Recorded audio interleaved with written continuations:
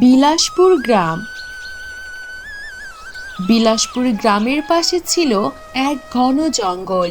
সেই জঙ্গলে ছিল 1000 বছরের এক বয়স্ক বটগাছ। কিন্তু আজব ব্যাপার এটাই ছিল, সেই বটগাছ ছিল শিকলবন্দি। সেই বিলাসপুর গ্রামের এক বাসিন্দা ছিল হরেন। হরেনের ছোট্ট একটা সংসার। এমনই একদিন সকালবেলা হরেনের স্ত্রী কমলা হরেনকে বলে উঠল, এই যে আমার কুঁড়ে মহারাজ, আপনার কি ঘুম ভাঙলো? আর কত ঘুমাবেন? ঘরে যে কোনো খাবার নাই সেই দিকে খেয়াল আছে? ঘুম থেকে তাড়াতাড়ি উঠুন আর কাজে গিয়ে আমাকে উদ্ধার করুন। হ্যাঁ বউ, উঠছি। প্রতিদিন সকাল হতে না হতেই কি যে পাঁচালি শুরু করে দাও, এটাই বুঝতে পারি না, ভালো লাগে না। বলি, সকাল গড়িয়ে দুপুর হয়ে গেল, সেদিকে কোনো খেয়াল আছে? যাও যাও, তাড়াতাড়ি ওঠো, না হলে কিন্তু আমার মুড়ো ঝাঁটার দর্শন আজকেও হয়ে যাবে তোমার উপর দিয়ে। আরে উঠছি গিন্নি, উঠছি তো। কথায় কথায় শুধু চণ্ডীরূপ ধারণ করো। তোমার মুড়োঝাটার কথা শুনলেই আমার বুকের মধ্যে যেন ধরপর করে ওঠে। অন্যদিকে সেই গ্রামের শহর থেকে এক বাবু আসে, আদিত্য বাবু। শুনছেন, আপনাকে বলছি, এটা কি বিলাসপুর গ্রাম? হ্যাঁ বাবু, হ্যাঁ, এটা বিলাসপুর গ্রাম। আপনাকে তো ঠিক এ গ্রামে আগে কখনো দেখেছি বলে মনে হয় না। কার বাড়িতে যাবেন বাবু? হ্যাঁ, আমি এই গ্রামে নতুন এসেছি, কাউকেই ঠিক মতন চিনি না। তবে শুনেছি এখানে আমাদের পূর্বপুরুষ থাকতো। অনেক সুন্দর নাকি এই গ্রামটা, এজন্য এই গ্রামে ঘুরতে এসেছি। এখানে আশেপাশে কোনো থাকার হোটেল পাওয়া যাবে? না বাবু, এসব আর আমরা কোথায় পাবো এই গ্রামে? আমাদের গ্রামের মুখ্য সূক্ষ্ম মানুষ। আমাদের গ্রামে শহরের এই হোটেল ব্যবস্থা আপনি কোথাও পাবেননি। তখনই সেই পথ দিয়ে হরেন আসতে থাকে। হরেনকে দেখে ভানু বলে ওঠে, এই যে হরেন্দা, দেখো না, শহর থেকে বাবু এসেছে আমাদের এই অজপাড়া গায়ে। এই শহরে বাবু থাকার জন্য হোটেল খুঁজতেছে।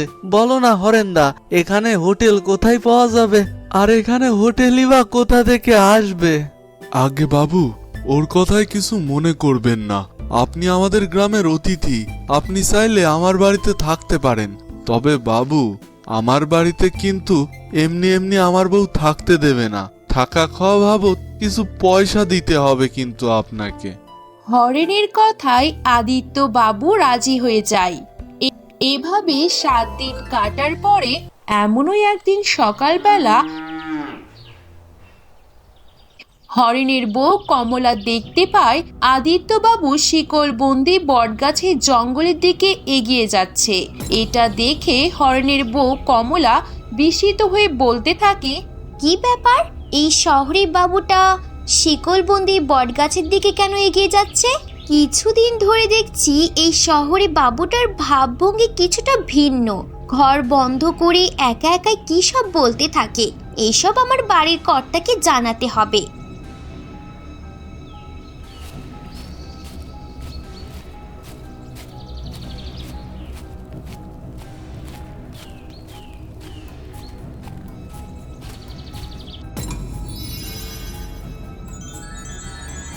অন্যদিকে আদিত্য বাবু সে বটগাছের কাছে গিয়ে বলতে থাকে, আজই সেই মহেন্দ্রক্ষণ।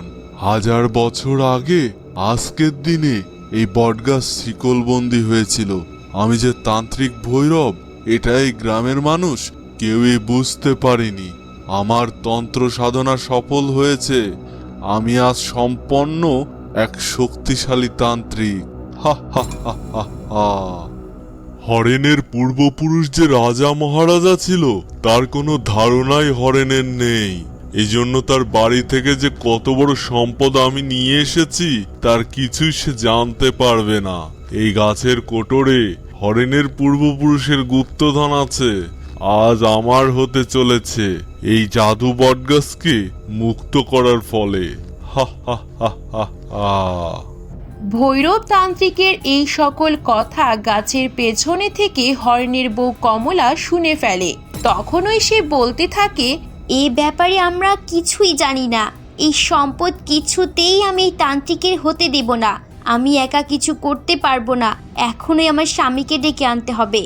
এই কথা বলে কমলা সেখান থেকে প্রস্থান করে।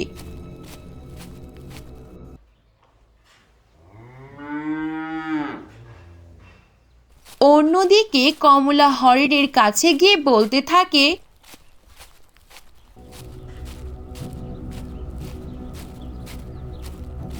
ওগো কুড়ে জমিদার, শুনছো? কি হয়েছে জানো? কোনো তো খবর রাখো না, তোমার সব সম্পদ লুটে পুটে নিয়ে গেল। কি যে বলো না বউ, শুধু মস্করা করো। আমি জমিদার হলাম কবে থেকে? আমার ফুটো করি নেই, এই বলে আবার জমিদার। আগে আমার কি বা সম্পদ আছে এই লুটে পুটে নিয়ে যাবে? আমাদের বাড়িতে যে আদিত্যবাবু এসেছিল, সে আসলে শহরের কোনো বাবু নয় গো। সে এই গ্রামে আগে থাকতো, ভৈরব তান্ত্রিক। সেই তান্ত্রিক গো, তান্ত্রিক আমি নিজে চোখে দেখে এসেছি। আরে বউ, এত চিন্তা করো না তো। সে তো আর এখনই বাড়ি থেকে চলে যায়নি। এত প্রেশার নেওয়ার কিছু হয়নি। আমি আছি তো, নাকি? প্রেশার অনেক আগেই বেড়ে গেছে। এখন এত কথা না বলে চলো আমার সাথে, যদি তোমার পূর্বপুরুষের ধন সম্পদ উদ্ধার করতে চাও। ভৈরব তান্ত্রিক এতদিন আমাদের বাড়ি ছিল তোমার পূর্বপুরুষের গুপ্তধনের লকারের চাবি হাতে পাওয়ার জন্য। ওরে বাবা রে বাবা, এ তো আজব ব্যাপার। তুমি আসলেই বুদ্ধিমান বউ। না না, বুদ্ধিমতী বউ। চলো, আর এখানে বসে থেকে লাভ নেই, এখনই আমাদের বেরিয়ে পড়তে হবে।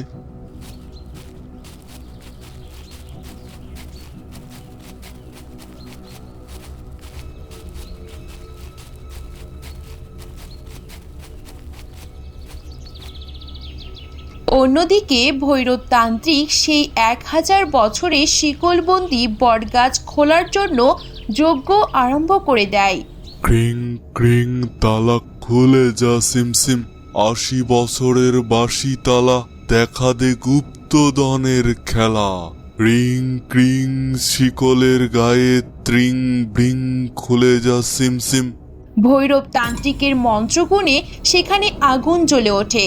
সেই যজ্ঞের আগুনের ধোঁয়া বটগাছে লাগতে সেখানে ঝোড়ো হাওয়ার আবির্ভাব ঘটে। হঠাৎ সেখানে হরেন ও তার বউ কমলা চলে আসে। হরেন কিছু না ভেবেই ভৈরব তান্ত্রিককে দেখে এক ছুটে তার যজ্ঞের সামনে যায় আর সেই যজ্ঞের আগুনে জল ঢেলে দেয়। সেই জল গড়িয়ে যখনই বটগাছের কাছে পৌঁছে যায়, তখনই সেই বটগাছের শিকল তালা চাবি সহ অদৃশ্য হয়ে যায়। তখনই বটগাছ বলে ওঠে, ধন্য নগেন তুই ধন্য।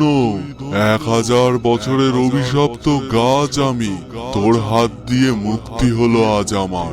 আমি 1000 বছর ধরে এই বৃক্ষের মধ্যে বন্দী ছিলাম আর প্রতিজ্ঞা করেছিলাম যে আমাকে 500 বছরের মধ্যে মুক্তি দেবে।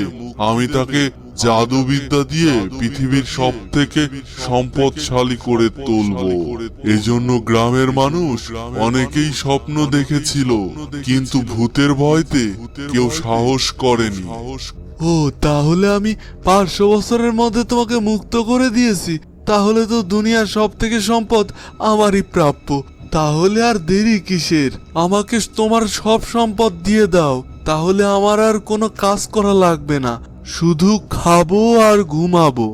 কিন্তু সম্পদ আমি তোকে দিতে পারবো না, কারণ সেই 500 বছরের মধ্যে তুই আমাকে মুক্ত করিসনি।